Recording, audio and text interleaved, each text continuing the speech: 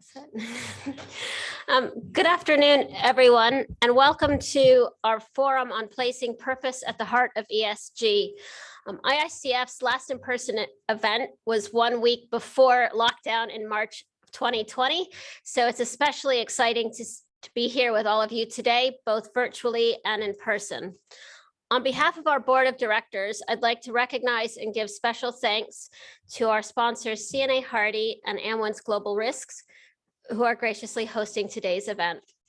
Thanks also to our events committee and to the TCS team providing invaluable technical services for us today. Turning to the theme of today, the insurance industry has an inherent social purpose, helping people, safeguarding businesses, and creating more resilient communities. At the same time, insurance touches on all aspects of society and the environment, and the industry has a responsibility to protect these. This is particularly apparent as world leaders come together in Glasgow for COP26 this week to discuss how we can and must protect both our communities and the natural world. But before we change the world, we must change how we lead, which some will argue begins with a clear purpose. As the issues discussed at COP26 are about standing for something bigger than one country, purpose is about standing for something bigger than what one company does as a business.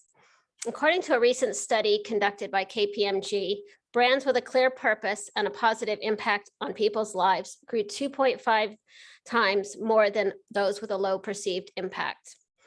Following on from this, 9 in 10 insurance CEOs are reevaluating their purpose in light of COVID-19 and the changes brought about within the market, as well as the changes in how we work. As we look to the future, we have a great opportunity to do things differently. For instance, to create more purposeful and inclusive cultures and to adopt new business practices that build resilience and sustainability. Today's speakers will share their insights and experience on these timely and important themes. Today's topics are so timely that Butch Bacani is speaking at COP26 this afternoon, so his remarks are recorded. Please send me any questions you may have for Butch, and I will do my best to send you replies. We will allow time for you to ask questions of our other speakers throughout today's program. And for those on Twitter, please join the conversation at hashtag IICF 2021 forum. To finish, thank you for coming today. Your support will make a real difference to people in need in our local communities where we live and work, as proceeds from today's event will benefit charities, helping change lives of people from underserved communities through education and employment. Enjoy today's forum. We thank you for taking part, and we look forward to welcoming you at future IICF events. Thank you.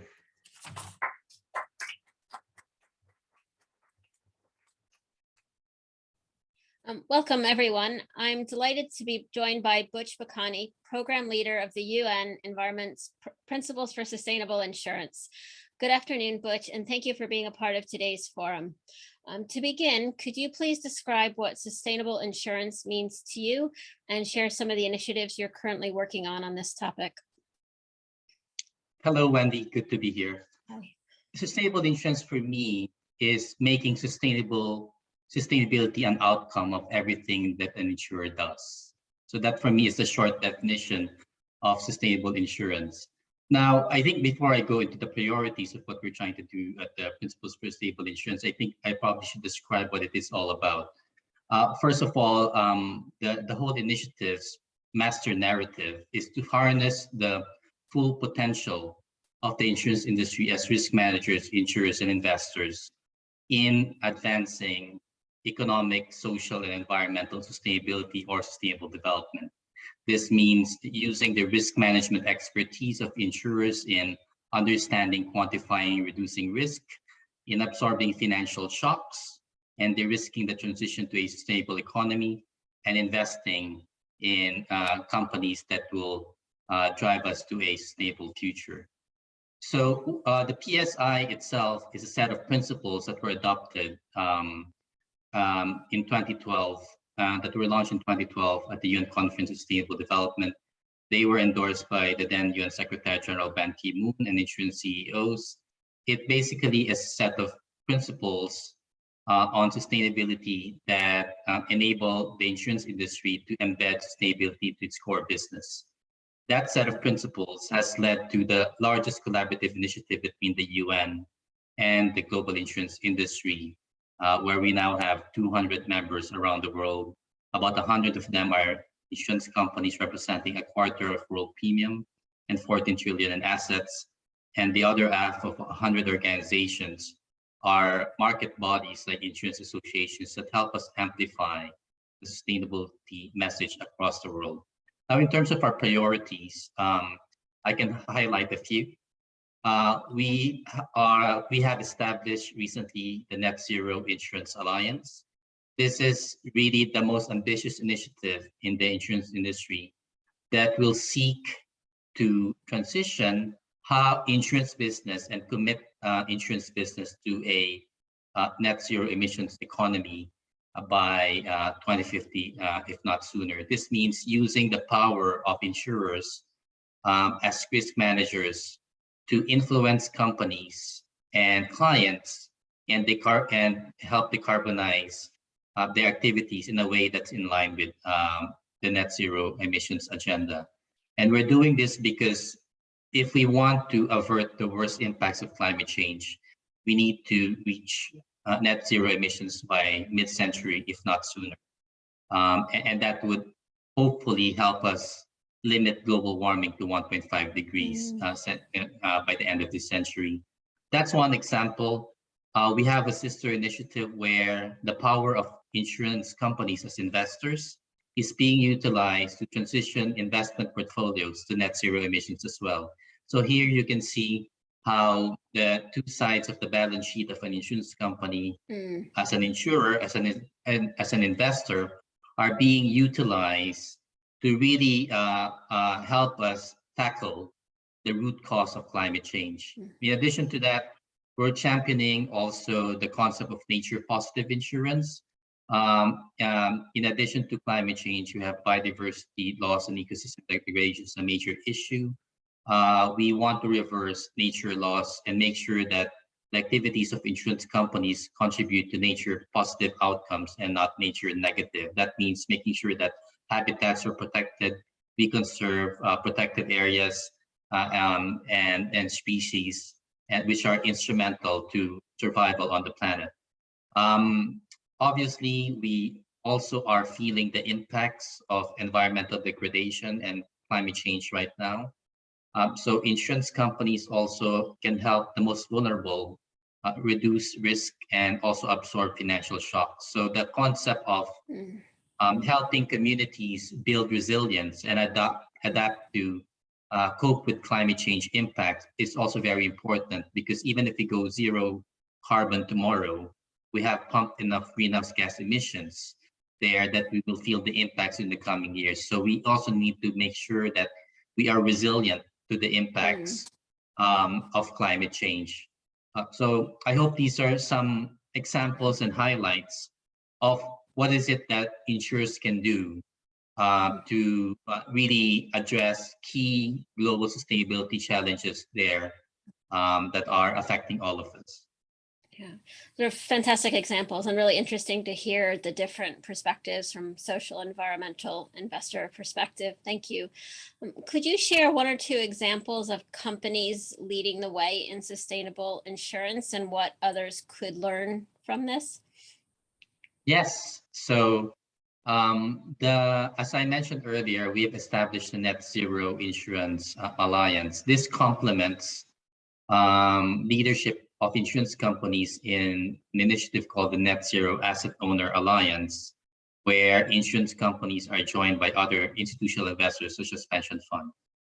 The reason why I highlight this is because the same companies who are taking leadership as investors are also taking the same leadership as insurers on net zero.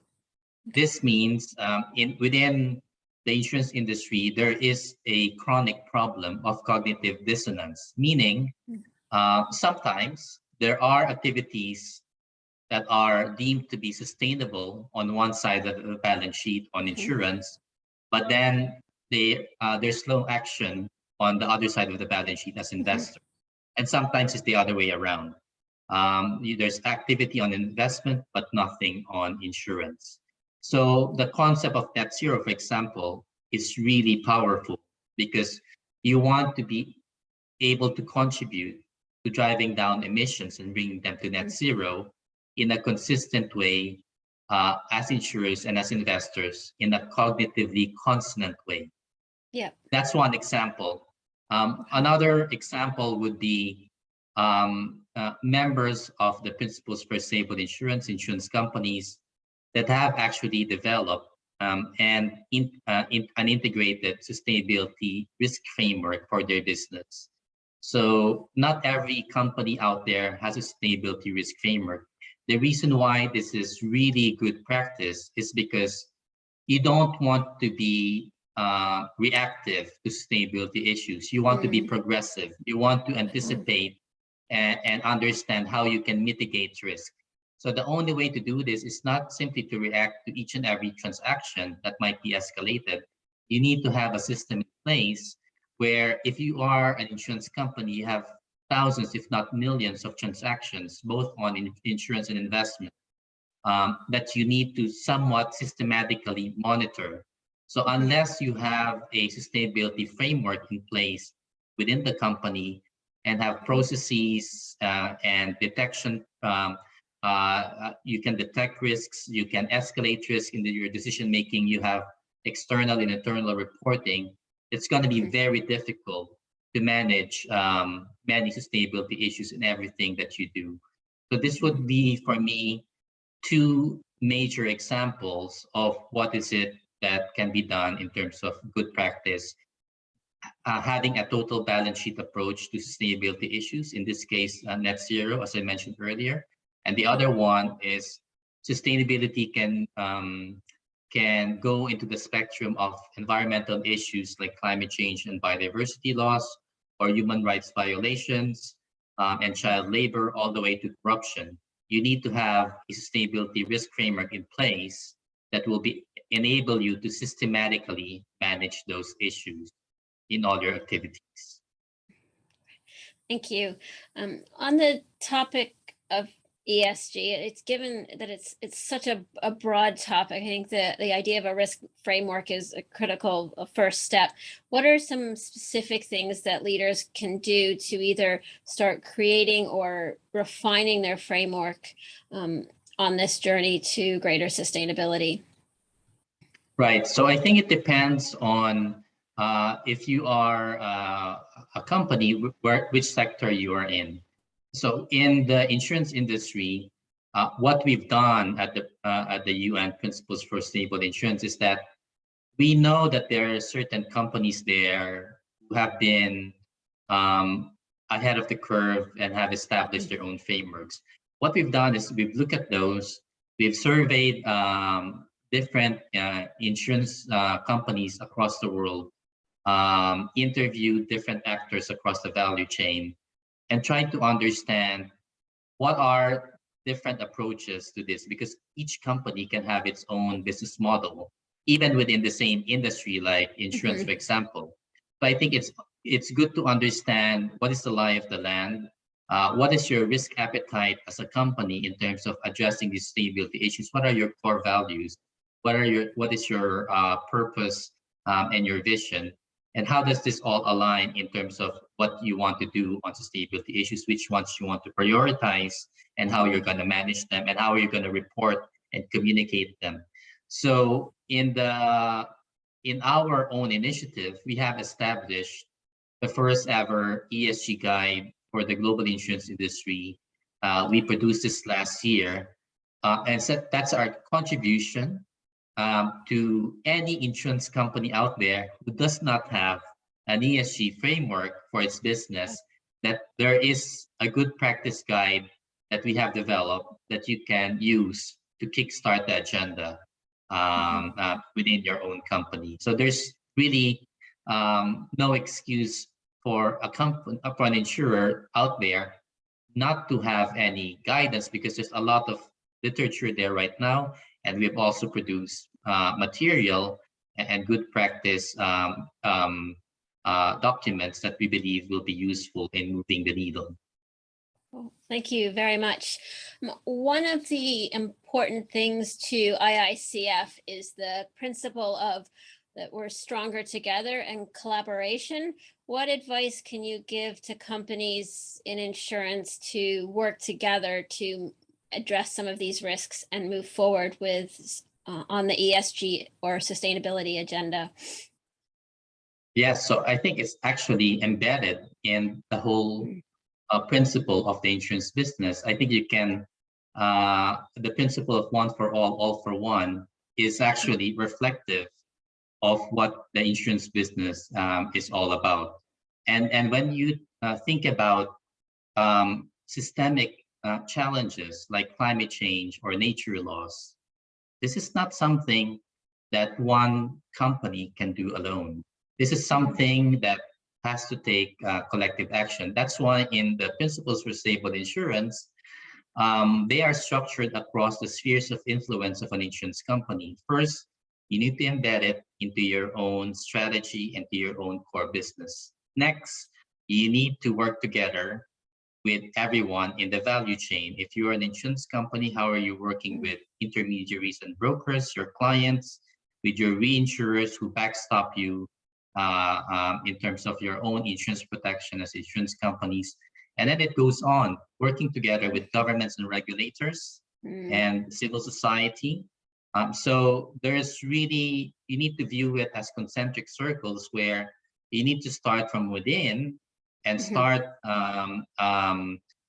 making sure that you engage, you have a strategy on this across your spheres of influence. Well, thank you very much. Is there anything else that we haven't touched on today that you would like to share with people participating in today's forum? So I think we touched on a number, but I just want to perhaps go back to the title of the event, which is to place placing purpose at the heart of ESG. And I would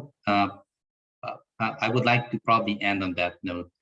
I think as individuals and as also as corporate leaders, we can do a lot. I think the number one thing that we can do within our own organizations is to build a culture of sustainability and make sure that we commit to our activities and businesses to sustainable outcomes. We know that, and also as individuals, we should be able to practice what we preach and to lead by example. So leading by example is very powerful in setting the agenda of sustainability. The bottom line for me, Wendy, is that we now have evidence of what's in front of us as global sustainability challenges. The two most important environmental issues are climate change and nature loss. This is what makes everything on this planet possible, is a stable climate and a rich biodiversity of life.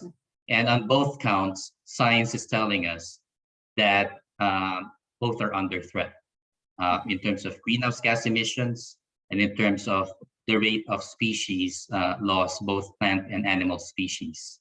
So we have the science, we have the knowledge, and we have the financial resources to do it. So ultimately, my conviction is that you need to place purpose at the heart of sustainability, and you need to place sustainability at the heart of your purpose. So on that note, I think this is one thing that we believe we should embrace. And from my own personal point of view, it is only when I have a compelling purpose and where I put sustainability at the heart of my own purpose, can I look my child in the eye and say, I'm doing what I'm supposed to do, so that our generation can actually have a fighting chance for a stable future, and that we do not destroy the ability of future generations to meet their own needs. Thank you very much, Butch. That was a brilliant note to end on. Thank you for your time today. I enjoyed speaking with you. a real pleasure. Thank you so much. Thank you.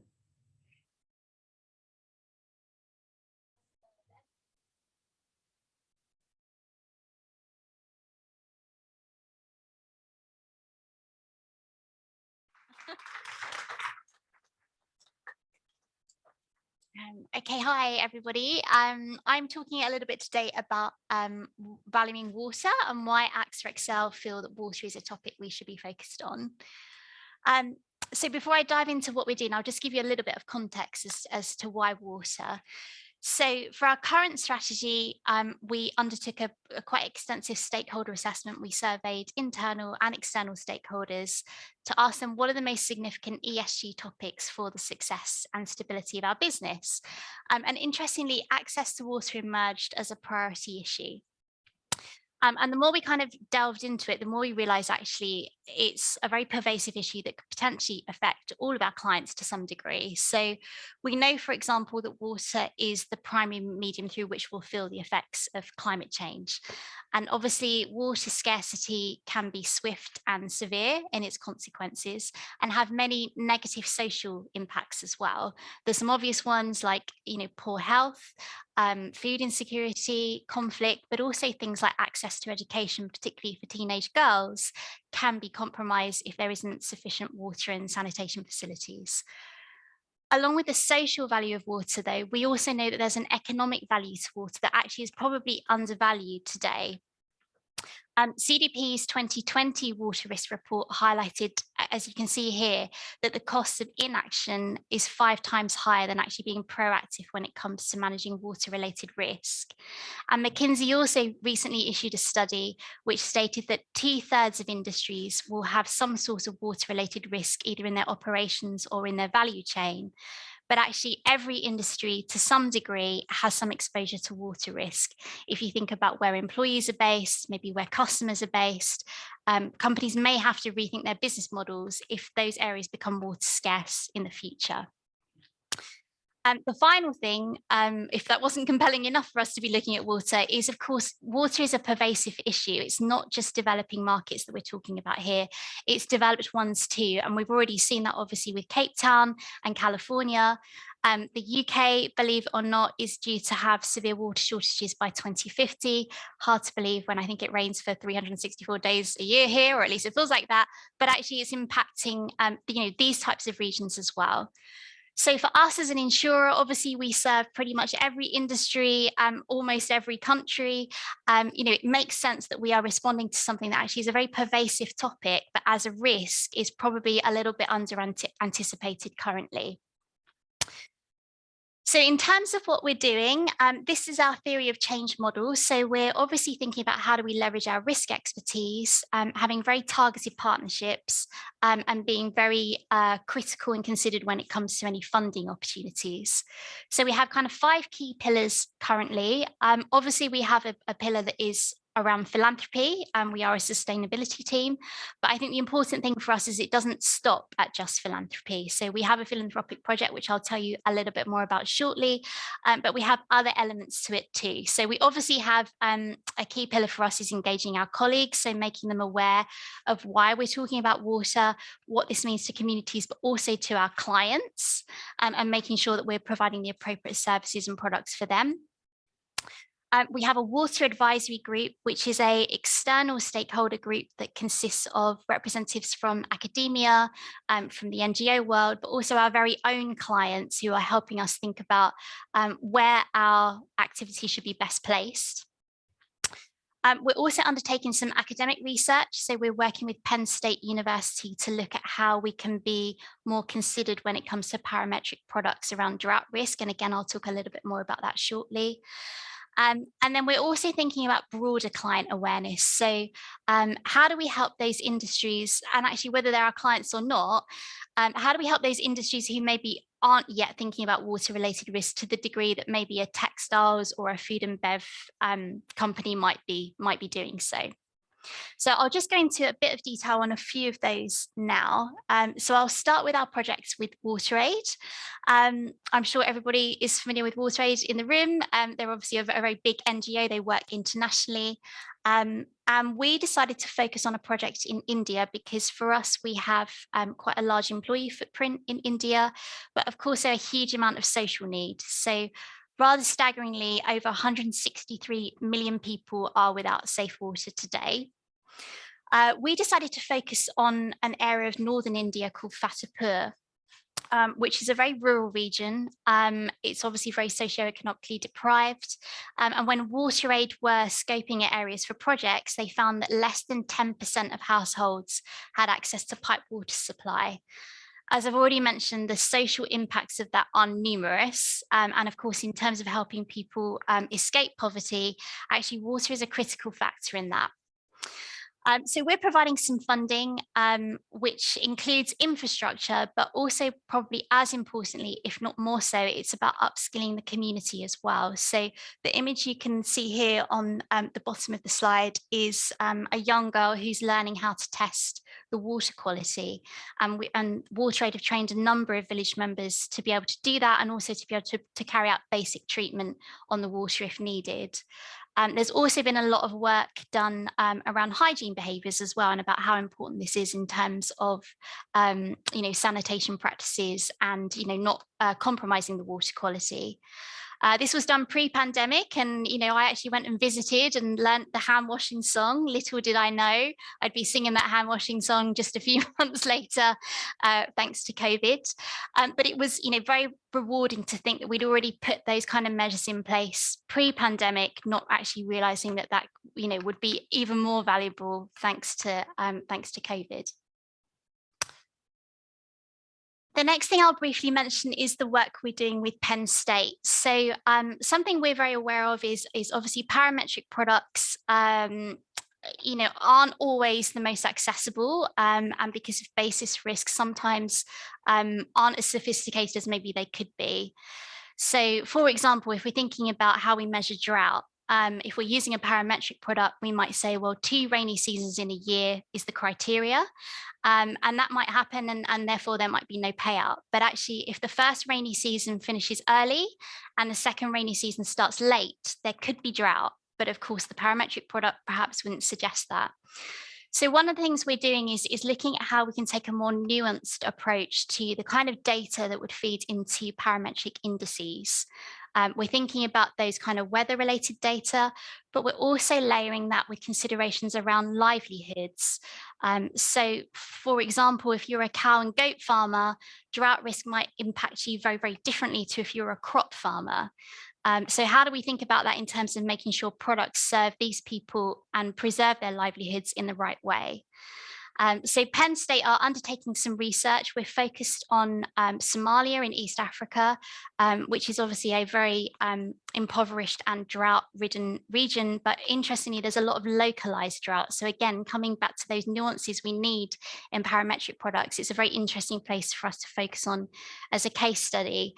And what we hope is this research that Penn State are doing will serve the foundation for a kind of improved standard when it comes to developing parametric products. Finally, I'll just mention the work we're doing in terms of engaging with clients. So we are starting to issue a series of reports and developing tools focused on water risks. We've issued a very short report because we've got to be realistic about people reading them as well, called the Future Water Risk Study, which is on our website on axtraxl.com/water. And this was developed by interviewing a series of water institutes to look at actually how pervasive and how expansive can water risks be. And the wheel that you can hopefully see there, apologies, I know the font is a little bit small, are the 10 key risks that we identified as being future water related risks that clients and other businesses need to think about. So our next step now is to now build out a tool that can help those businesses, particularly who are still evolving in terms of their risk management strategies, to not only identify these risks in their value chain, but start to think about what the management processes need to be behind it. So I will close there because I think I'm probably at my time. But for us, I just wanted to say that for us, it's really about coming back to the fundamental nature of us as an insurer. Our role is to prepare clients and communities for unexpected emergencies. We think water is actually quite undervalued currently and could be the greatest emergency potentially that society might see. So for us, it's really about how do we think holistically about our role as an insurer in making sure that we play our part in building a more water secure world. Thank you for listening. I don't know if am I taking questions, Wendy? If there are, I don't know if there are any. Yeah. Thank you for that. That was really, really inspiring to. I'm now double mic'd up. Yeah. How scary is that? I definitely have the power. Thank you, first of all, because it was incredible to see the work that you guys are doing. And having grown up in Spain, I still remember when I was little, we often only had water every other day, actually, because they had to really rationalize water. So I can understand that this will become a real issue.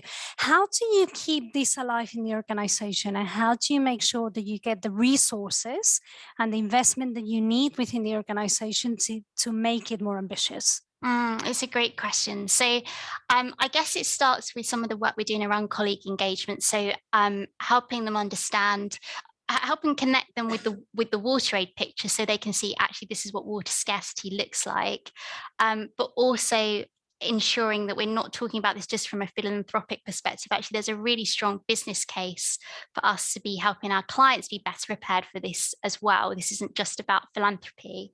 We're lucky that we have a risk consulting arm to our business whose entire role really is about preparing clients for unforeseen risks. So they see the value in this too. And actually, we've been able to look at some early collaborations around developing some of their diagnostic tools to look at water scarcity and water risks as well. But I think ultimately it's really highlighting the fact that this is not only a pervasive issue, but one that's probably undervalued. And if our fundamental role is to prepare companies and communities for risks, then we need to be talking about the risks that are relatively unknown, but very real, as well as maybe the more kind of extreme weather risks that get a lot of traction and a lot of attention already. Sure. Yeah. We have a question coming through from online. What was the process of initializing the relationship with WaterAid? In terms of like a due diligence process, you think? So so once we'd obviously got the focus of we need to do something around water, it was really looking at who are the actors in this space who for us could give us that level of employee engagement. So would be large enough that they could engage our colleagues globally on the topic, but also credibly had the credibility locally, in terms of having those on the ground relationships that they were able to sort of navigate, not only sort of state kind of government, but right down to village level. A lot of this is about gaining the trust of the leaders in the villages, not being seen as a kind of unhelpful intervention, working with people and understanding their culture and working with that rather than just going in and trying to change it. Obviously, it's a very going in and working with people in rural communities needs to be done sensitively and respectfully. So we knew that we had to find an organization that could do both of those things, the global and the macro and the engagement, but also at a real local level, that they had those relationships with government and the influences within villages. And WaterAid for us was a kind of clear contender because they could do both really, really well. But also I think because we're a global company, we also wanted an organization that there was some recognition of. So when we were talking to colleagues about it, even if they maybe hadn't really heard of WaterAid, they could kind of guess what they did, and they could therefore understand why we had them as a global partner. Yeah.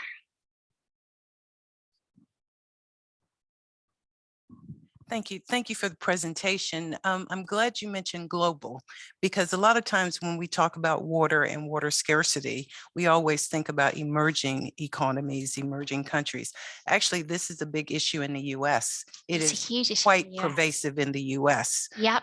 If we think about Flint, Michigan, and we Yep. think about the contaminated water, and if we think about aging infrastructure, Absolutely. it is quite something that you would not think that America, and I would say the UK, I think there was recently a expose about the water issues here. So this is really interesting, and thank you for the presentation.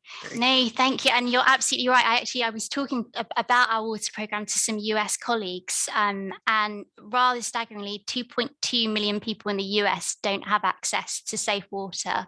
So yeah, absolutely. Just to reinforce your point, this is a issue that could potentially affect all countries as well, as climate change exacerbates, and the relationship with water and climate obviously is a very close one.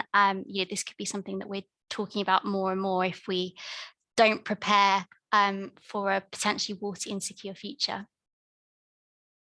Yeah. Being a little bit closer to home. Hello, Tenji. And so I understand lots of sewage is going into the Thames and other rivers. What is IICF doing? About the Thames? No, I mean about, contamination of water. Yeah, it's interesting because actually our water advisory group that I mentioned consists of a few utility clients, including some clients in the UK that are providing water utility. And what we have heard from them as one of the big challenges is around customer education. Even things like what can go down the loo needs some work in the UK, let alone in other countries. So it's not something that's part of our theory of change at the moment in terms of water contamination yet, but I can imagine it will be, and it will be something not only from a utility perspective, but actually even thinking about water reuse. We need to get smarter with how wastewater works in a range of industries. So I think it's something where actually there's the potential for us to look at that from a product perspective as well. How do we encourage greater use of wastewater, and how do we manage the risks around that?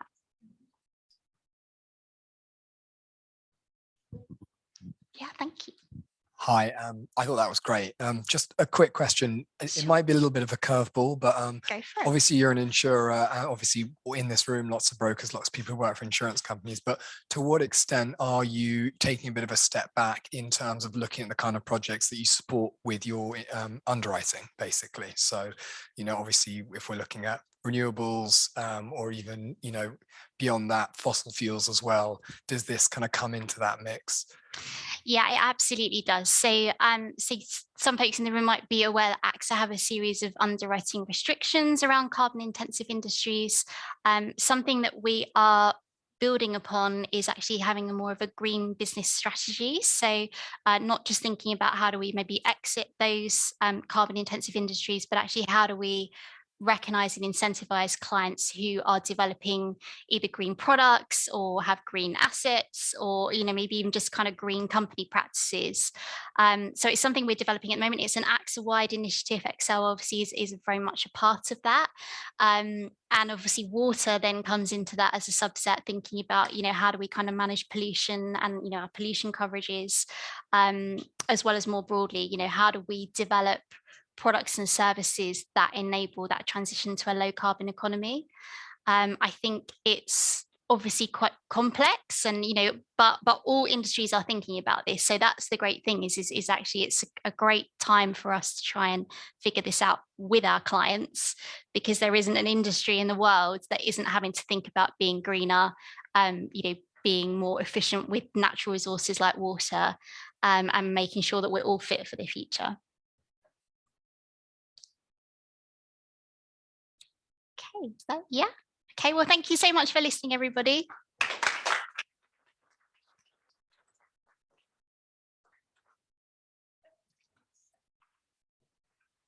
Thank you, Suzanne, and thank you to everyone for all those questions and interactivity. I so wish we could have people from outside the industry in this room right now or in remote, because I don't think that ESG strategies are very often linked to the insurance industry. So really important conversation, and it's a real privilege to be here with you today. I'm here to talk to you about purpose-led organizations. And that is because for the last 6 years, I've been lucky enough to work for an organization called Simply Business. And we are through and through a purpose-led organization. And I have to tell you everything right because Robin is here and she's gonna keep me honest. For those of you who don't know us, because certainly we're not as big as AXA, we're a digital insurance broker, and we are fully focused on solving insurance needs for the micro SME, mostly in the UK, but increasingly in the US. I'm also lucky enough to be a trustee of a wonderful charity called Mary Ward, and we are focused on helping social mobility through legal advice and education. So both very, very purpose-driven organizations and very successful. The real reason why I'm here today is this. Now, I love looking at this graph. I also spend an enormous amount of time and effort working to keep that graph going in the right direction. But that graph represents our policy growth. That's UK alone, policy growth in the last 10 years. We're getting very close to the 1 million customer mark. We're at 900,000 at the moment, and our growth keeps going. And actually, we really credit that purpose in our business to that growth. So that's why it's a real pleasure to be here today to talk to you about it. And let me just go back through the years and tell you a little bit about the history of Simply Business. About 12 years ago, although we started a little bit earlier, 12 years ago, a man called Jason Stopwood, who I know some of you have met, joined us, and he very quickly realized that we needed a purpose as an organization. And that purpose was something very simple, which was create something better. But create something better for 3 clear stakeholders. First and foremost, our customers, that small business community in the UK that was underserved by the insurance industry at the time. Our people like Robin and I that work in the business day in, day out.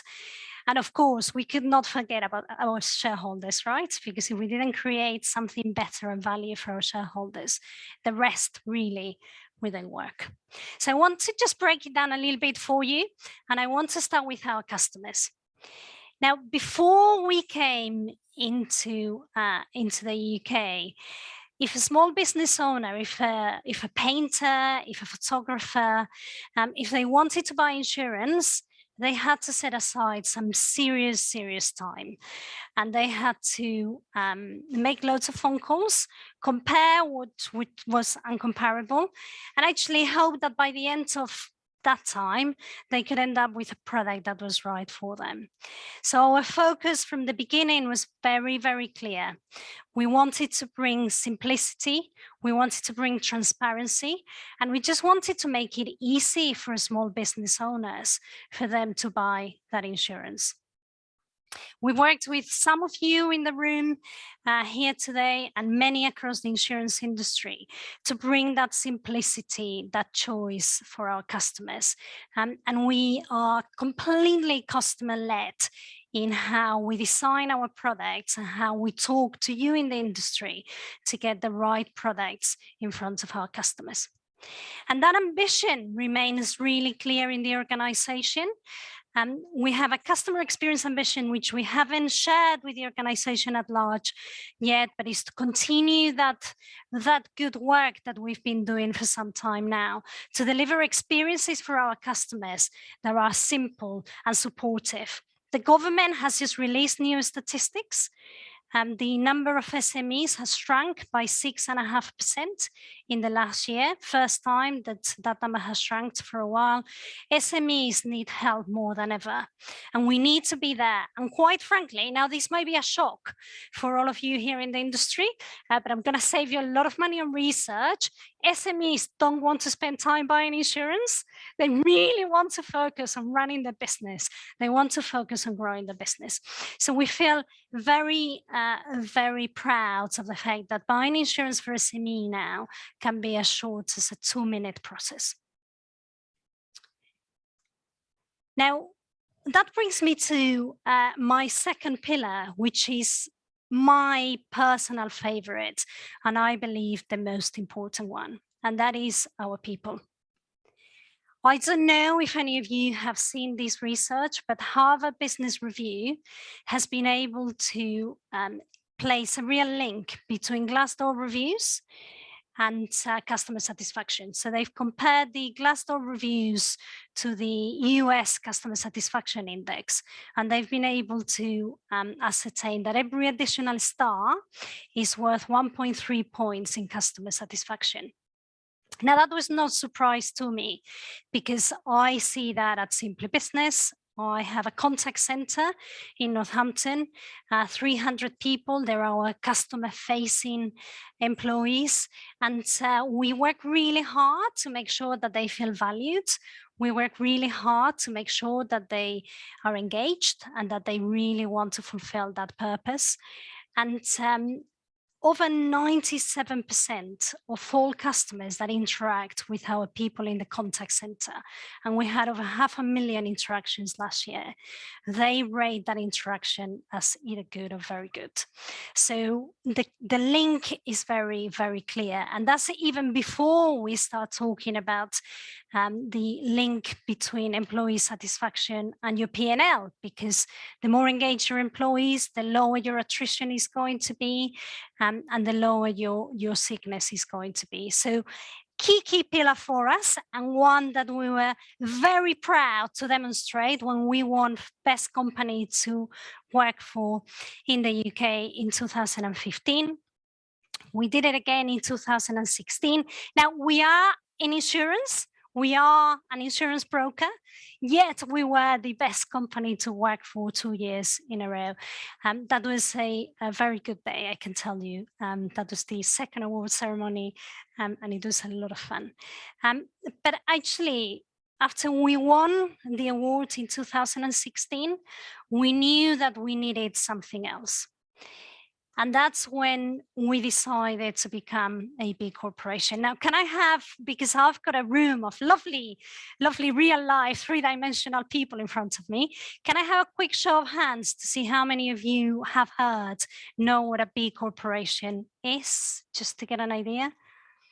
Amazing, amazing, quite a few of you. Well, it's a movement, it's a certification that you get that ultimately makes you confirm that as well as being a business that drives profit for shareholders, you're also a force for good, and you are committing to delivering also for your customers, your employees, society, and the environment.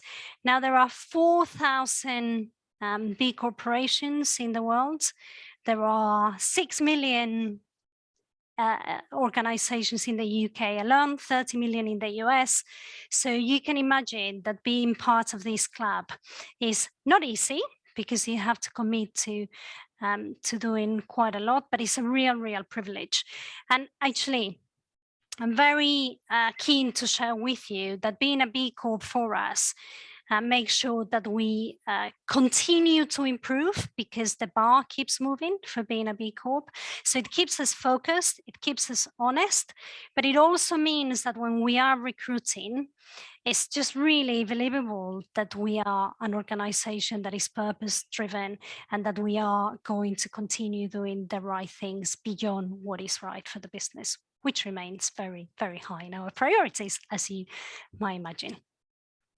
So my last point is about shareholders, and you know, our our premise is that when you do the right things for your customers and when you do the right things for your people, then the business growth will come.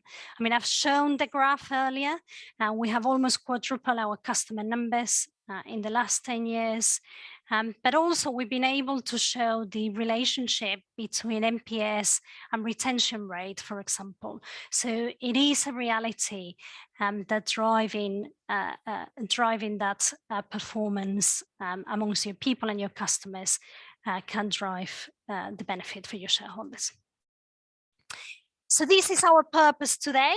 And everyone at Simply Business knows our purpose. We talk about it all the time, is ensuring small businesses, enabling big dreams.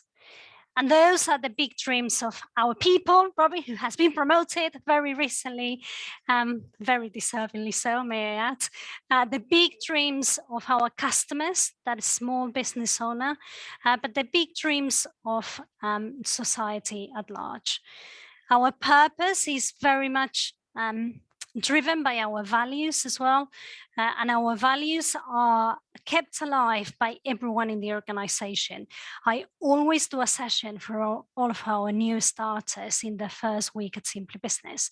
And I always tell them, by joining Simply Business, they're agreeing to keep our culture alive and to keep our purpose alive and to keep our values alive. It's not just my responsibility, it's everyone's responsibilities. So listen, I'm gonna stop there because I want to leave time for questions. I hope that I get one or two as well. But I just wanted to reflect in this little formula that I came up with today, which is happy customers plus happy employees equals happy shareholders.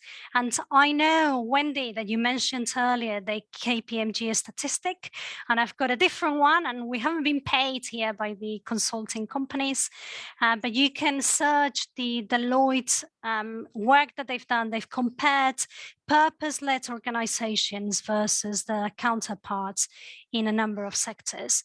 And they have found that the growth from purpose-led organizations is 3x. So there is a real reason for doing this.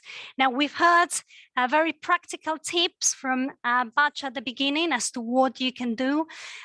So if I can leave you with one, actually, if you're thinking about where to start, I would start with what is the purpose? What are we here to do? And start with your people, actually, and get your people involved and get your employees to contribute and to help. There's just no excuse not to do it, really. So let's all get started. Thank you.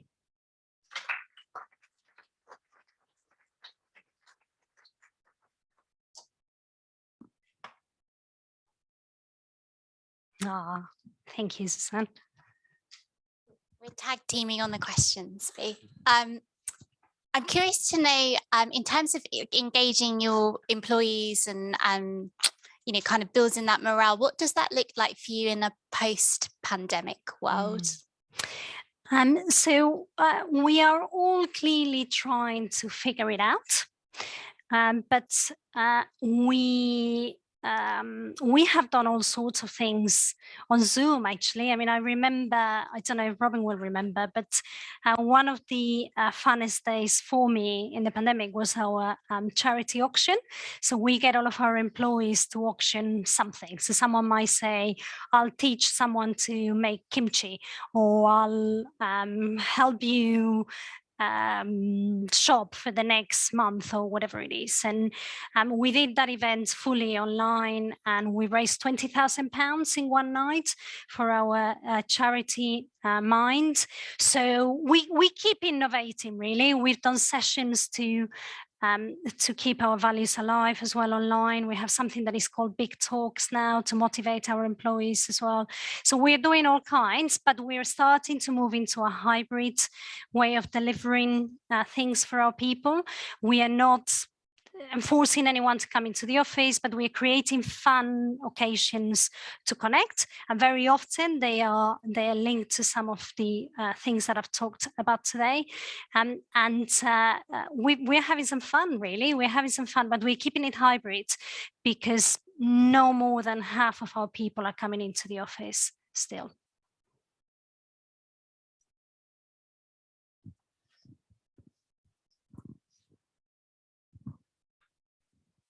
Thank you. A lot of the insurance industry has been around for a while, and perhaps all the organizations might not have been set up to be purpose-led as you have been. What advice would you give to those incumbents that perhaps haven't started with the same founding mission that you have? I think that's critical. I think for me, it's about how do you start small, really. It depends. It depends on who in the organization wants to drive the future and the belief that your shareholders and your board has on driving a purpose-driven organization. But in most cases, I would say start small. Start small where you see that you can make a real impact, where you see that you can convince and get the resources that you need to make it happen, and then move it on and make it bigger. So I was very impressed with the project about water. Clearly, AXA is not necessarily, and correct me if I'm wrong, but it's not necessarily a purpose-led organization, but there's a clear purpose in there from one part of the organization on what they can do to bring that into the company. And I hope that that's the beginning for AXA, really, and I hope that they will do more. I mean, in my view, and we see millennials, there's plenty of data from Gallup. I don't know if you guys are familiar with it, but there's plenty of data from Gallup that very soon we will struggle to hire talent into the industry unless we all become more purpose-led, because those younger generations are wanting to work for purpose-led organizations. So quite frankly, I think it's going to get to a point that there will be no option and that businesses will react. But for now, I would really start small and think, what are the areas that I'm going to pick and how do I get the momentum through my organization?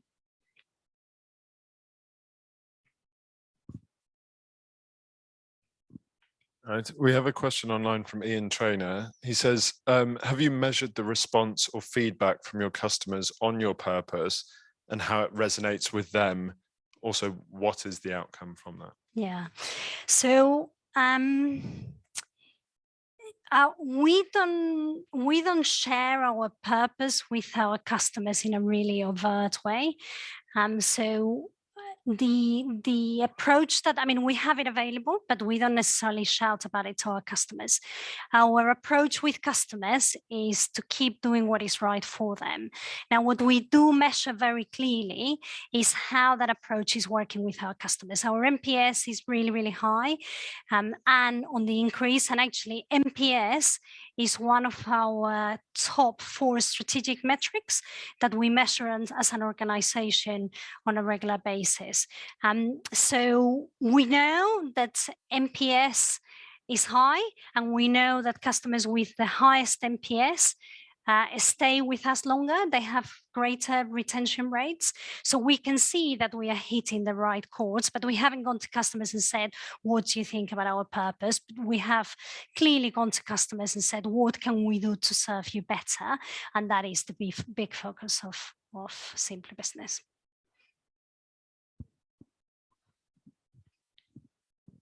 And just another question as well. How important is it to Simply Business to engage employees across all seniority levels in investing in the purpose of the company?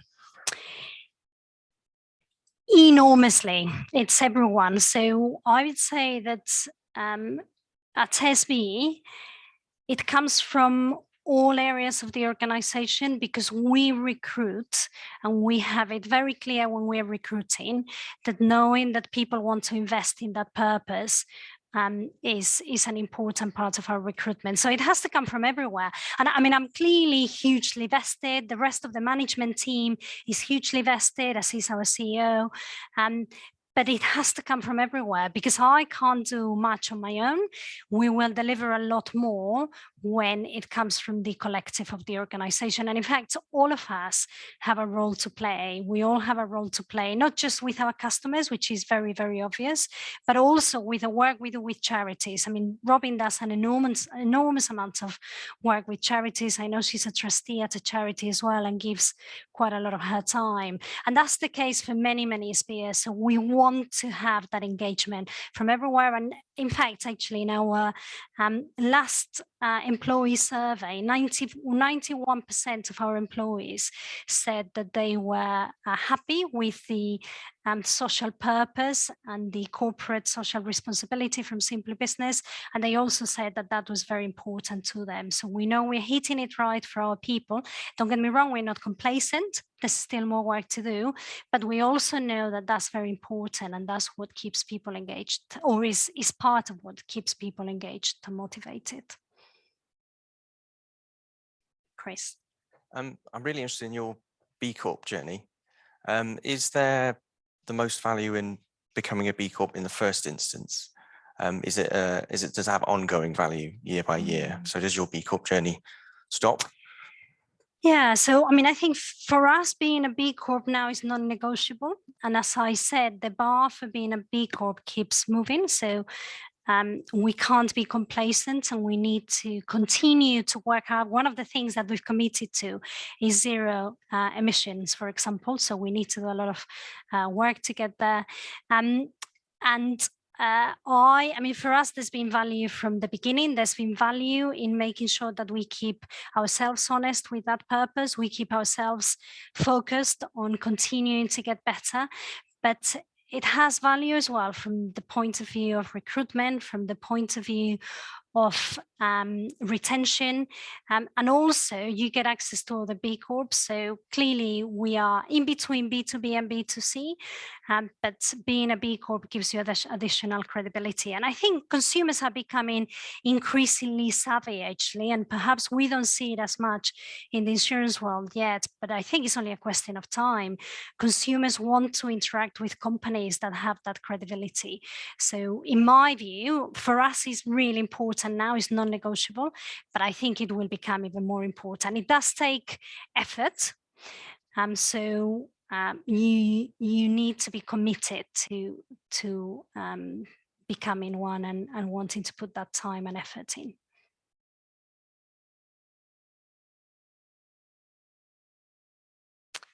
Lovely. So I think that's me. I'm going to leave you now with Chris.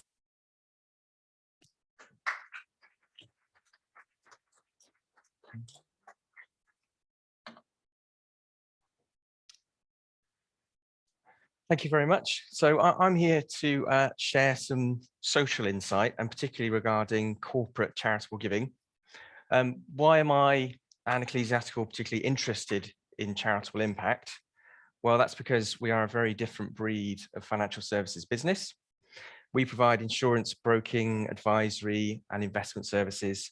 We're well known for our roots in protecting the church, but we now also protect more heritage properties than anyone else: schools, rural estates, fine art, charities, for example. And our investment business was one of the founders of the ethical investment movement. We're owned by a charitable trust, so all of our available profits go to good causes. You could describe us as the biggest social enterprise that there is. So social benefit is absolutely at the core of who we are and what we stand for. We've set an ambition to give 100 million to charities and communities, and we're a whisker away from achieving that.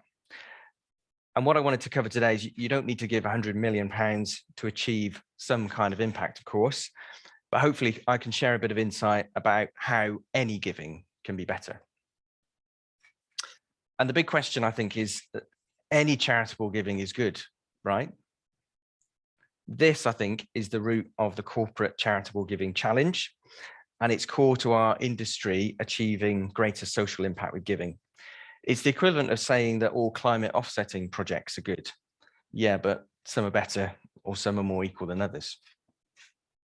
So how does our industry go about achieving greater social impact with its charitable donations?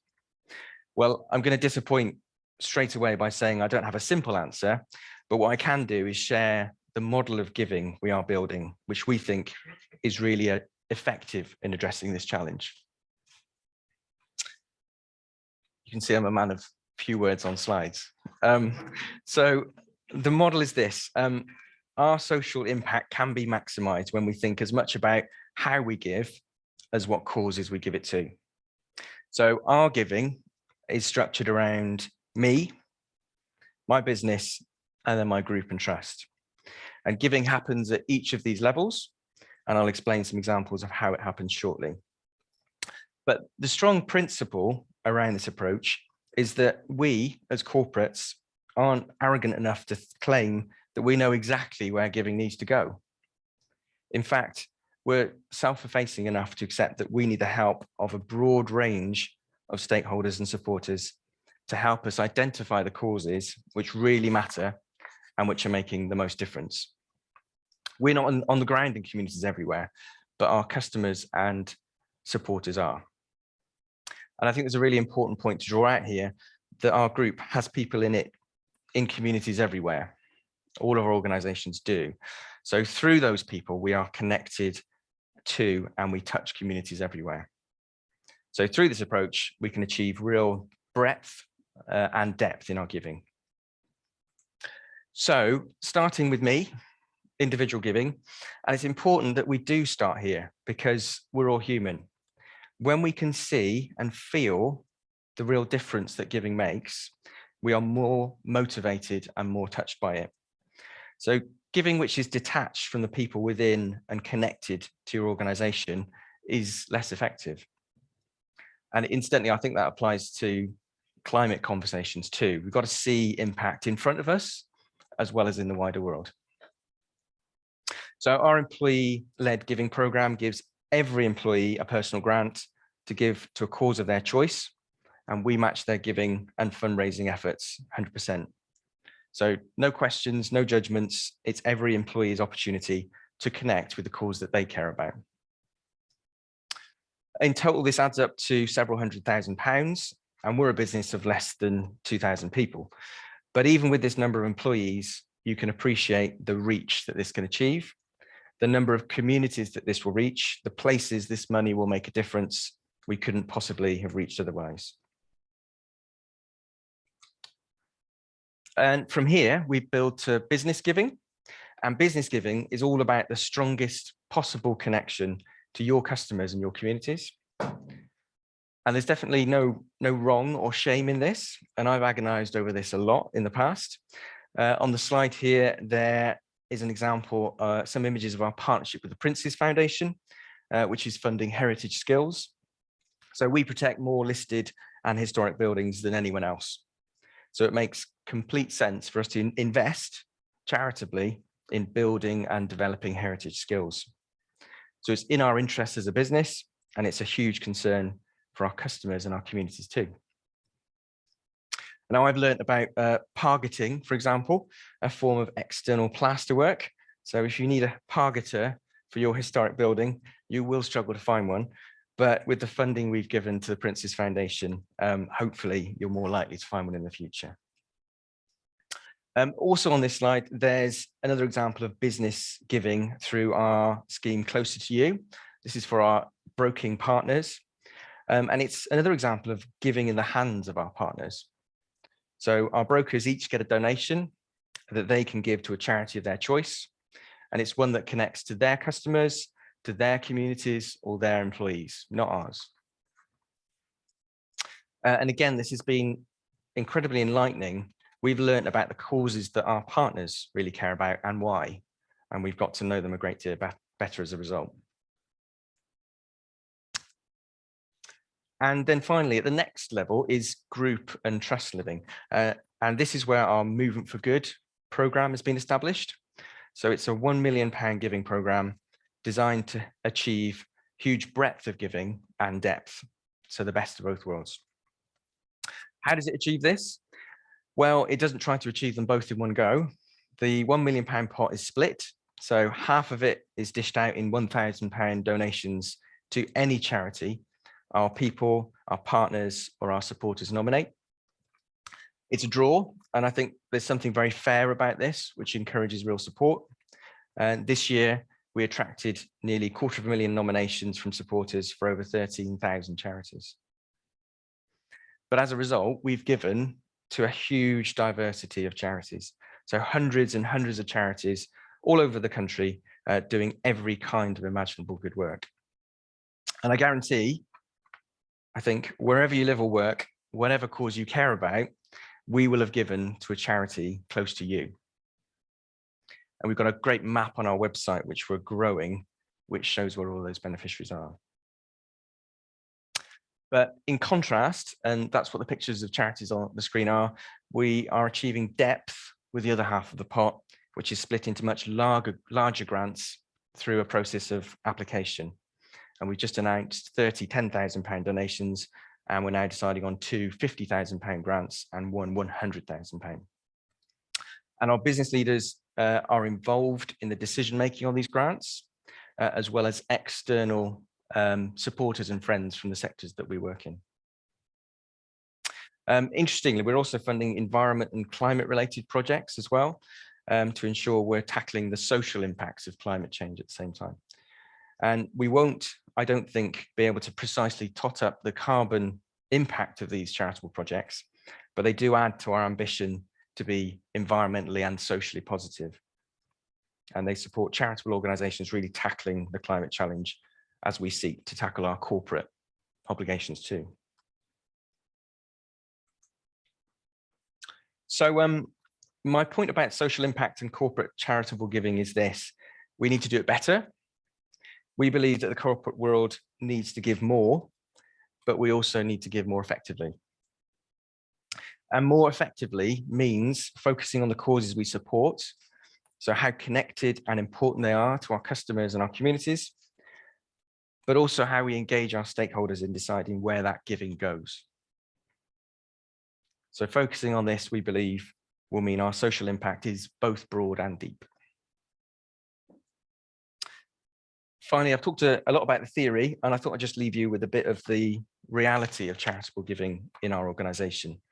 One of our employees sadly lost their first child through miscarriage, and they were able to use their personal grant to buy £125 worth of baby clothes for a small stillbirth charity who supported them. And I don't think you can underestimate the power of connection that employee has made with charitable giving and the social impact close to them that they've helped achieve. And in contrast, one of our large £50,000 grants was awarded to an Irish charity, Children's Books Ireland, which promotes reading in schools. Despite remote learning, they still reach thousands of children with online author talks and learning sessions. This has been a really strong partnership for our Irish business to demonstrate support, connection, and real kind of credibility in the education sector. So the impact of charitable and social impact in both these examples, I think, is real. I don't think you can compare them or weigh them up against each other. If you had the choice, where would you put your company's charitable giving? And I think the answer is in both places, achieving both depth and breadth. Thank you very much.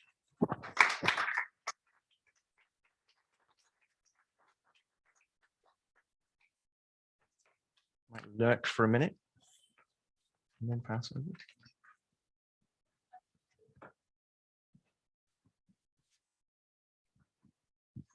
Thanks very much, Chris. And this is a question maybe for our other speakers as well, which is how do you determine or how do you decide what is enough to give in your charitable and philanthropic endeavors?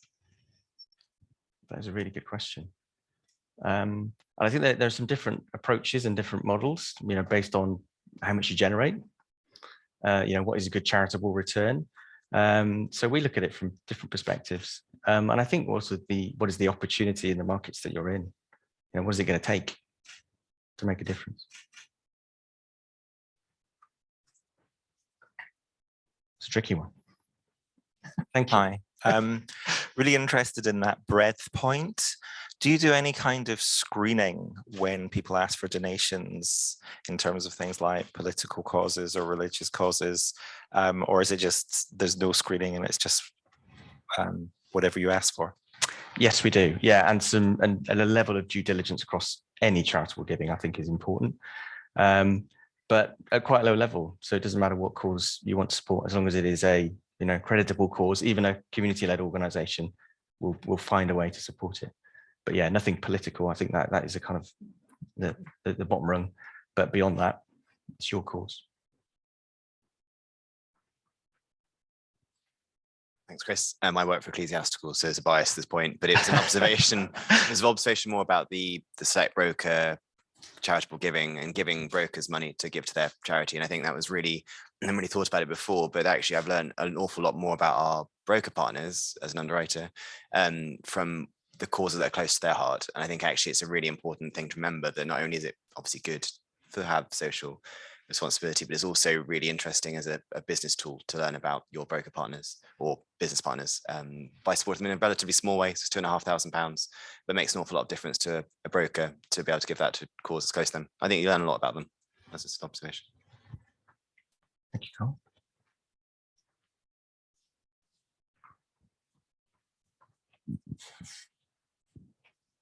Thanks very much for that. I thought that was great. In terms of giving money is one thing. What about employees giving time to volunteer?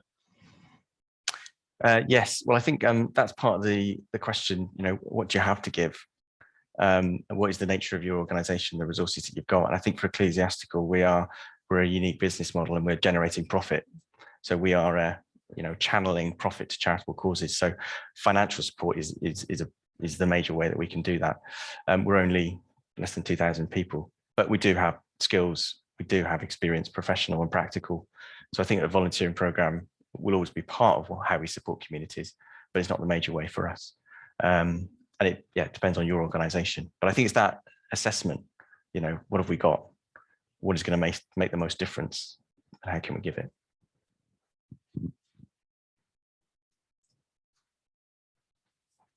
We're dried up. Might hand over to Katie. Along similar lines, Chris, you might have answered this in the Our Business pillar, but how has Ecclesiastical's business model shaped how you initially developed those 3 pillars in how and where you give? So yeah, we're a collection of businesses with some real strong independence amongst that.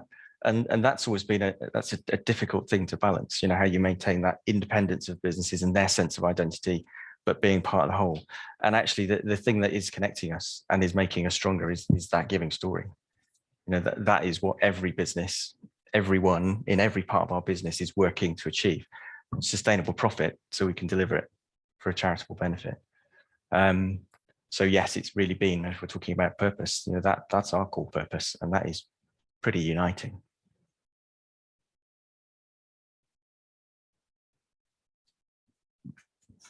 Thank you very much. So over to you, Katie.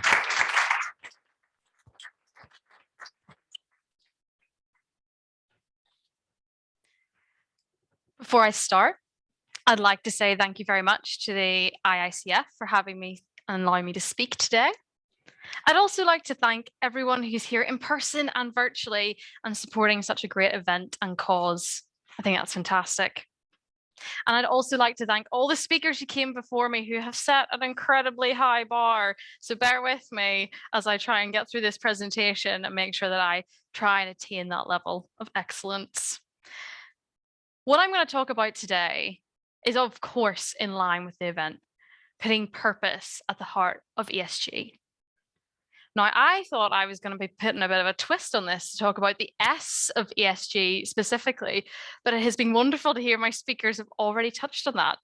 Here was me thinking it was going to be a little bit controversial in the week of COP to not be talking about environment or climate as the main focus. So starting off, purpose. In a world and an economy that is transitioning to be more sustainable, the role of insurers is so influential. Insurers are going to be influencing the decisions people make, whether it's the houses they buy or the cars they buy. And insurers are also going to be playing a key role in what activities are going to be happening in the economy because of that investment decision. But as that economy and world transitions, insurers also need to transition. And it's not going to be easy. We need to integrate ESG into our very business model. And that, I'm afraid, is not a tick box exercise. It's a transformative exercise. And that's what I'm trying to convey with my circle diagram. And I know consultants love a circle diagram, and I'm living up to my stereotype, but I can't help it. I apologize. But in my circle diagram, you can see there's so many activities and so many impacts of embedding ESG into your business model. It's going to impact your strategy, your risk management, your products, your governance, everything. And so whenever we're thinking about that, it's hardly surprising that when we did our insurance survey this year, that actually 67% of firms said they had a purpose that was already related to, or developing a purpose that would be related to, explicit sustainability goals. And 55% of firms are also aligning their transformation to the Sustainable Development Goals. But the difference between the firms that are really excelling in this transition and those who are really struggling and starting to fall behind is purpose, which is why I've put it right at the center of my circle diagram. But I don't want you to take my word for it. I'm going to provide a few examples. So recently I've had a few conversations with the banking sector, which has been really interesting and really, I think, brings this point to life. The first of those conversations I had with a bank where I was talking about, how are you doing with embedding climate into your risk framework? And they said to me, Kitty, we're not worried about that at all. Our whole business, all our people, all the decisions we make are towards being environmentally positive. We just got to do a bit of a documentation and then we're flying. And I thought, wowzer, that's impressive. No need for me. I may shuffle on. But in contrast, I had a conversation with another bank and their CEO had just come out and made big commitments on net zero. And I thought, wow, this is going to be really impressive. Had a chat with their middle management. What's your plan for your TCFD report? And they said to me, oh, well, we haven't really had that much time. So we're just going to roll forward from last year, add a little bit more narrative. We've no quantified measures because we don't run our business on that yet. And I was like, okay. And all I'm going to say now is I know which one I'm going to place my bets on. So I think it's really important to put that purpose at the heart of ESG. But if I move on to social. Social is really the often neglected part of ESG, don't you think? It's also the least well defined and the most poorly measured aspect of it. But because I want us all to be on the same page, I'm going to venture a few examples of definitions and ways we need to think about it. I was really interested when the Department of Work and Pensions did a consultation recently on the social risks in pensions. And for me, the main reason why that was interesting was because actually they didn't even venture a definition of social in this whole consultation paper of about 20 pages.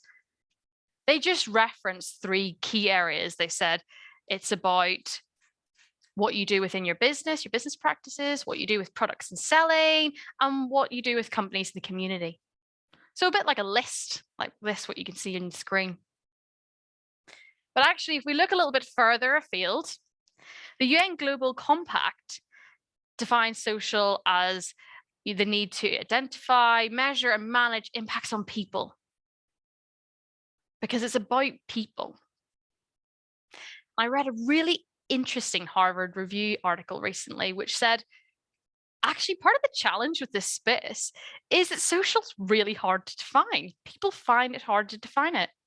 And what we should really be talking about instead of social is stakeholders, because that is what we really mean.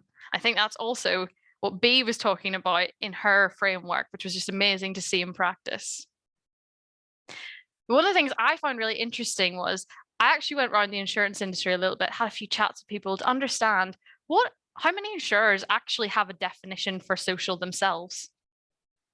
Because if you can't define what that means for you and your business, it's hard to put that at the center of your purpose or your strategy. Now, until tonight, and I heard B speak, my answer was going to be none of them could define social. Absolutely no one. Everyone looked at me and went, well, we do, a few things with, our value chain, and we have a modern slavery statement. So I think we got it covered. Maybe not quite. But for me, it's really interesting that that was the response, because you know what? When I first started my career and I had someone explaining the purpose of insurance to me, they give me a really amazing definition. I've in fact written it down because I feel like I have to really hit the nail on the head with this. Insurance protects the vulnerable. It strengthens those who must be resilient in difficult circumstances.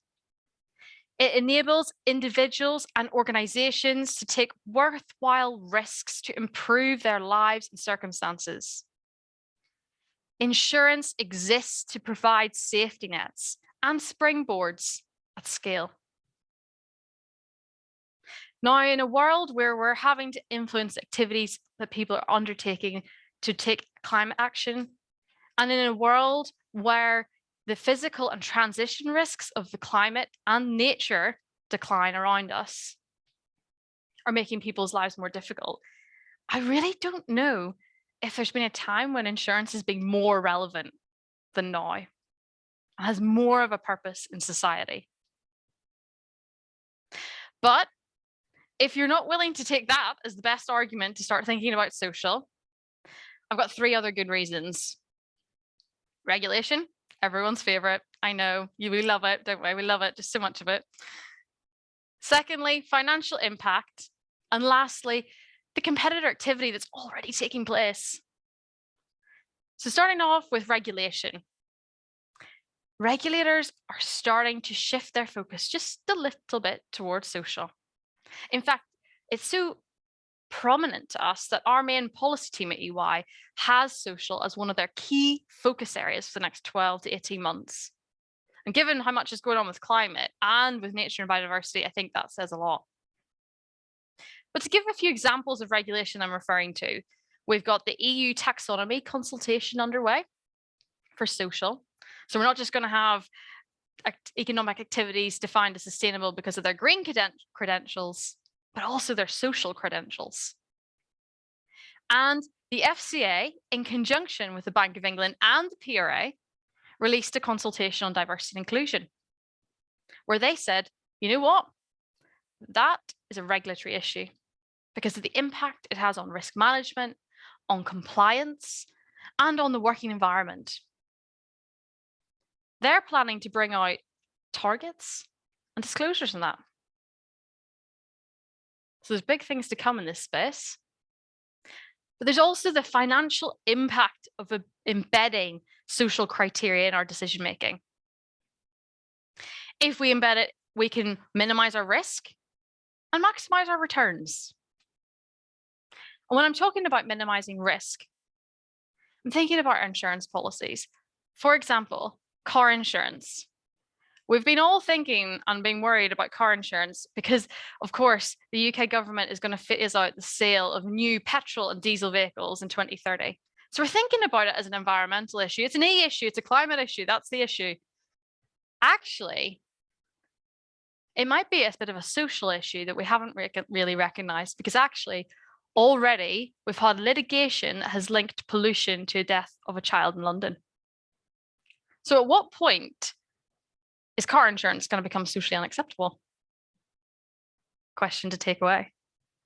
But on the other side of the balance sheet, because of course insurers are right at the heart of this because they've got both on the line here, we've got the investment space. Investment managers are starting to imply social criteria into their decision making. We saw that with the Deliveroo IPO flop because of concerns around employee treatment. And actually, in that FCA consultation I referred to, they pointed to some great research that spoke about how organizations with diversity and inclusion actually are 35% more likely to outperform those that don't. So why aren't we building that into our investment decision making? And lastly, competitor activity. We're already seeing insurers start to make decisions on the basis of social criteria. A great example is Glencore.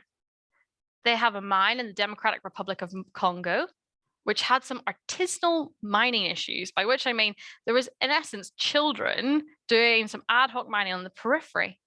And because of that, they were refused cover. And we're seeing insurers start to enter the market who are actively applying broad ESG criteria, both to who they give policies to and to their investments. With the theory that actually, if they're giving policies to businesses that are good at ESG, they're less likely to make claims. And so it's cheaper. There's so much activity happening in this space. So with so much activity happening in this space, oh, I don't think my slides have translated very well, so I will read it out to you, don't worry. I think I've got 3 actions that I think are worth pursuing after this. Hopefully, if I've inspired enough action. And if I haven't, I rely on B to have done that. Revisit your purpose if you haven't already, and do it through conversations with your stakeholders. We've already seen a number of financial services institutions set up advisory boards or stakeholder groups where they're interacting with all those different stakeholders to get input on a regular basis.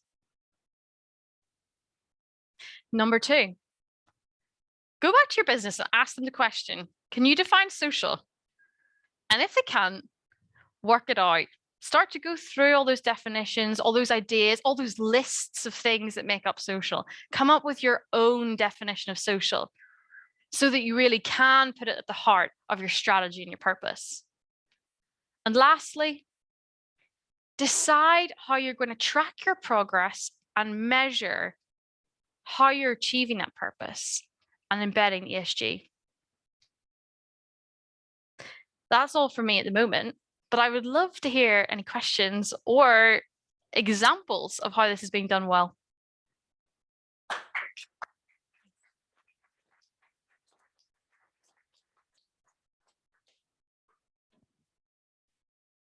Any questions?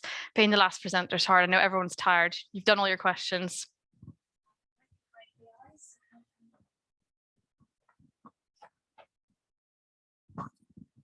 Payback time. That was amazing. Loved it. Thank you for that. What's EY doing on this? How are you sharing all of this with all of your colleagues that have access to CEOs of many insurance companies here? And how are you playing an influencer role to get ESG purpose, social responsibility moving in the industry? That's a really good question. And the answer is in a few different ways, Base. We've got a few pieces of thought leadership that have been coming out on purpose and ESG to try and help the industry, give them frameworks and tools. We're also having these conversations in roundtables and working groups. So for example, I've talked about social, I think in 3 different working groups with the insurance industry, which is why I thought I had done a good survey of who had a definition of social. And then of course, what we're doing is we're trying to affect our own business. So we're looking at our own diversity inclusion policies and our own activities. So for example, next week, I'm going to be doing a roundtable in conjunction with UN Women about the intersection between climate and gender. So we're really trying to show the interconnections and help create a pathway and a framework. Thank you. Who'd like the power? Can I just ask about revisiting your purpose? I feel quite fortunate that maybe the company here, we're founder-led younger businesses or businesses with roots that are as relevant now as they were when we were established. Is it, and it links to a question we heard earlier, actually, is it harder for other organizations with more of a legacy of being a different kind of business? Is there a halfway house for purpose? You know, can you go halfway and develop it? Or have you got to go all the way and actually be quite radical in how you redefine your business? That's a really good question. And I think that you can, I think you either go incrementally or you have to go quite dramatically. And I've seen some businesses go in with a full rebrand to really start with a fresh slate, communicate clear messages, because the challenge with the incremental approach, which they both have their benefits and downsides, the challenge is that sometimes those messages aren't quite clear enough to your employees, to your consumers, to your shareholders, the community, because you're changing very slowly and it's hard for them to see it.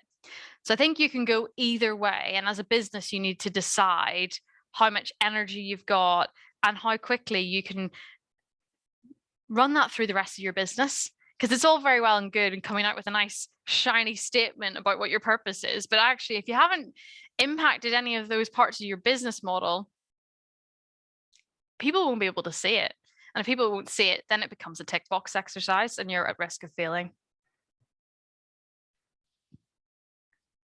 Any other questions? Okay. Oh, yep.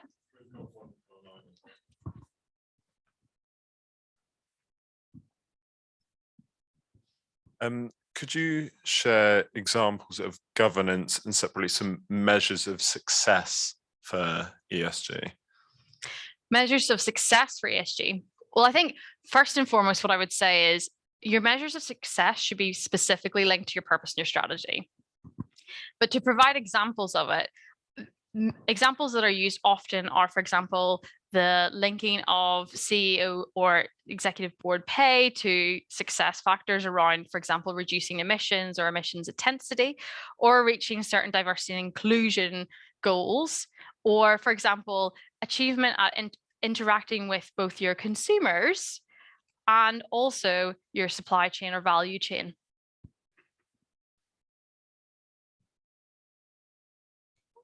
Any other questions? Okay, excellent. I'm glad to see everyone's still lively at 10 to 6. They've said, presently, are you seeing CSR, ESG, D&I, and talent working together within insurance organizations? I think it's a spectrum. Some are a bit more mature.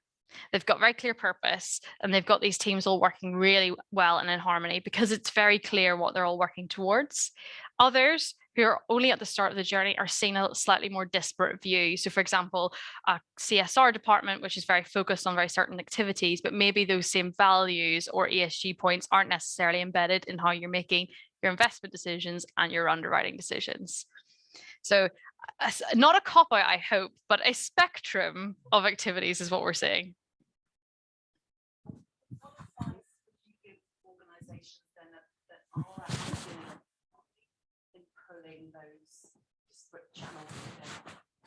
That's a very good question. So I think that what you do is, and why I always say start with the purpose, is because if you can define and communicate that purpose to people and they have a very clear view on where we're all heading, it's much easier to see that we're all heading there together as a starting point. And then I think there's a governance piece. We've started to embed climate into governance because the regulators required us to do that. But we haven't yet done that with social because we really haven't defined it. But once you start embedding social into that governance structure and it becomes one of those clear responsibilities across different roles, then you will see them starting to come together and setting up committees. Hi, being involved at the bank on that discussion paper that you referenced, picking up on the comment previously, the reason why the various regulators in the bank have been issued that discussion paper was just on the point of governance and groupthink. And we need to be clear that there are various definitions of ESG when you start from that perspective. And the thought is that the tying in that discussion paper to boards, which would address groupthink, which would force people, if you will, or encourage people to actually think through the organization and not just focus on profit, return on investment, but focus on the purpose and the wider responsibility. So I just felt I had to say that. No, and I'm glad you did, because it was a point very well made, I have to say. Any other questions? Okay, then I think for everyone here in person at least, it's time for your drinks and networking. Thank you very much.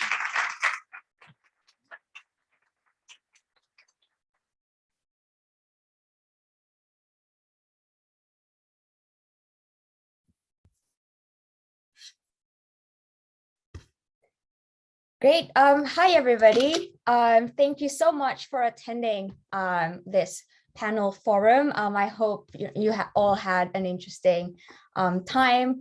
So how did everybody find the discussion? Are there any further follow-up questions anybody has? And if you do, please do share it with the group and maybe we can discuss it together. And if not, we can go into our breakout rooms to have a little bit of our own virtual networking event. Okay, I guess to allow everybody here to network with other virtual attendees, we will shortly create breakout rooms of 5 to 6 people, and we encourage everyone to move between rooms as well, so you can jump from one to another as you please. To do so, please click Leave Room to return to the main screen, then select Breakout Rooms and click a blue number to join a room. Each breakout room is named after a London landmark. This will be open for about 1 hour, but please do come and go as you please. There's really no structure here, but we do hope that you did enjoy the event, and this gives you a feel for the networking that they're currently doing in the physical space. Thank you, everybody. Cheers. Have a good night.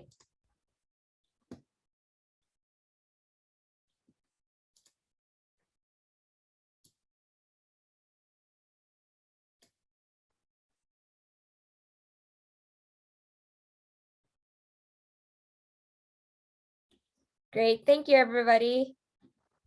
Again, if you want to join the breakout rooms, just click breakout rooms at the bottom of your screen and join one of the London landmarks right there.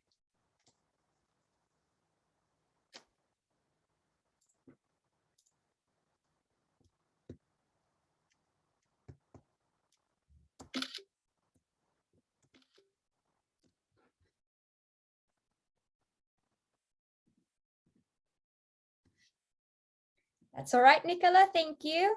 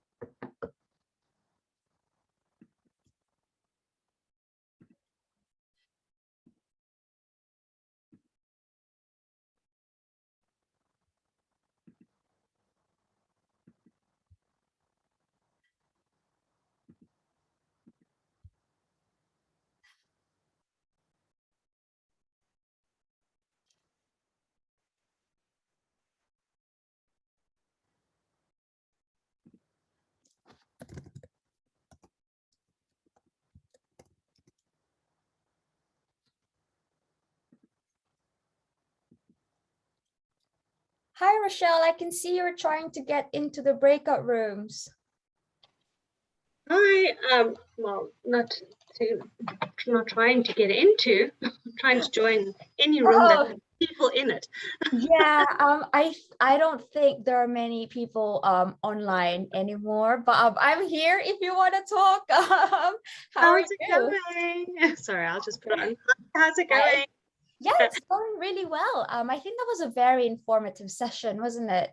It was amazing. And it was so nice because this is a topic that's quite new to me, but it is something that is really close to my heart. So I want to start driving it and really try and push it. But no, it was great. I am in Dubai at the moment, so it's almost 10 o'clock, Oh, so near my bedtime. Yes. Oh, wow. Well, where do you work? What do you do?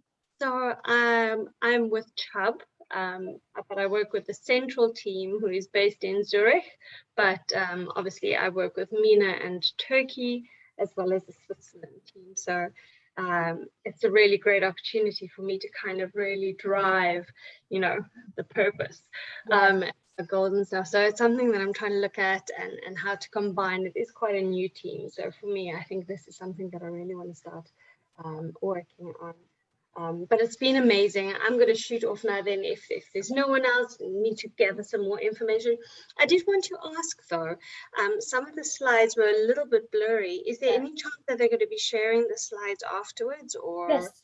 I actually do think so, and we'll circulate that. Can I just take your email address? I think we'll circulate it to people who ask. Oh, that would be amazing. Shall I pop it to you in a message or Yes, should I just? please. Yeah, just in that chat box, it should be fine. Awesome. I'll send it to you directly, Patricia. Amazing. Okay.